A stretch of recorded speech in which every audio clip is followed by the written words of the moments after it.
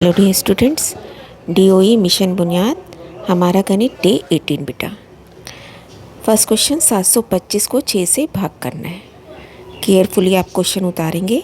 7 जा सकता है 6 के टेबल में, 1 पे गया, 1 बच गया, ऊपर से 2 उतारा, पूरा चला गया 2 पे, 12, नीचे बचा 0, है ना।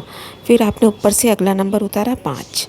अब 5 देखिए ऊपर से उतारा है लेकिन भाग नहीं कर पाएंगे, है ना, छोटा है क्योंकि। तो सबसे पहले आंसर में ना जाने की 0।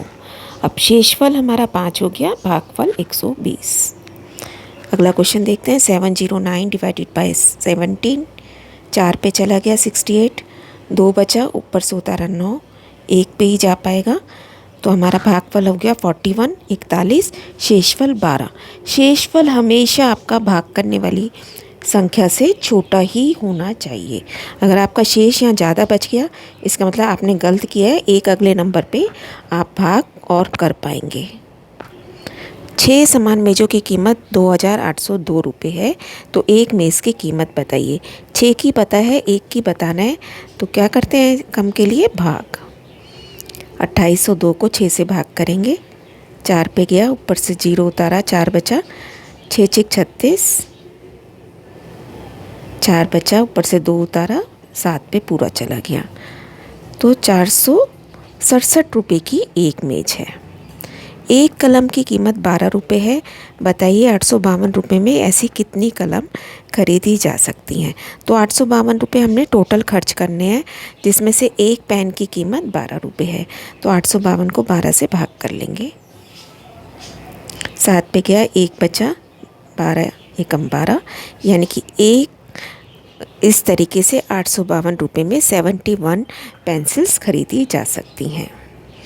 एक किताब की कीमत 28 रुपये है। बताइए ऐसी ही 325 किताबों की कीमत क्या होगी। ज़्यादा है बेटा अब की बार किताबें, तो हम 28 से गुणा कर देंगे। गुणा आप सबको आता है, टोटल 9100 रुपये की आएंगी। नेक्स्ट क्वेश्चन पैटर्न्स है हमारे पास, जो कि हम पहले भी कई बार कर चुके हैं। तो फर्स्ट क्वेश्चन देखते हैं। 8 और 4 12 और 5 17 और 6 23, 23 और 7, इसका मतलब एक एक नंबर बढ़ाया जा रहा है। पहले 4 जमा किया, फिर 5, फिर 6, फिर 7, फिर 8, तो अब हम 9 जमा कर देंगे, 47। ऐसे देखें, 3, फिर 6, फिर 9 जमा किया, 11 और 9 20, फिर 20 और 32 में 12 का डिफरेंस है, तो लिख लेते हैं पहले जमा 3, फिर जमा 6, जमा 9, इसका मतलब 3 का पहाड़ा आगे चलाए जा रहा है ये। फिर जमा 15 कर दिया, 32 जमा 15 47। अब हम क्या जोड़ेंगे, 15 के बाद क्या आता है 3 के टेबल में, 18। आंसर आ गया 65। अब यहाँ तो बहुत ही आसान है, 11 का टेबल चल रहा है, तो अगला नंबर 77। यहाँ देखिए 29 30, 1 जोड़ा, 30 और 2 32, 2 जोड़ा, 32 और 3 35, 3 जोड़ा, इसका मतलब गिनती चला रहा है अब ऊपर जमा करने के लिए। फिर 4 जोड़ दिया, फिर 5 जोड़ दिया, तो अब हम क्या जोड़ेंगे 6, तो 44 जमा 6 50, 15 45 75। अब देखो लिखते जाते हैं, 30 जोड़ा, फिर 30 जोड़ा, फिर 75 में भी अगर 30 जोड़ दें तो 105 आएगा, 105 में 30 जोड़ा तो 135, इसका मतलब बिल्कुल 30 30 आगे जोड़ते चले जाना है, तो 165 जमा 30 195।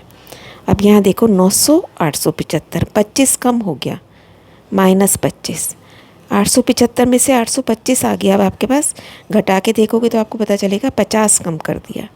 फिर 825 में से इसे घटाओ तो 75 घटाया हुआ है, इसका मतलब 25 का टेबल लिख रहा है लेकिन घटाते जाना है।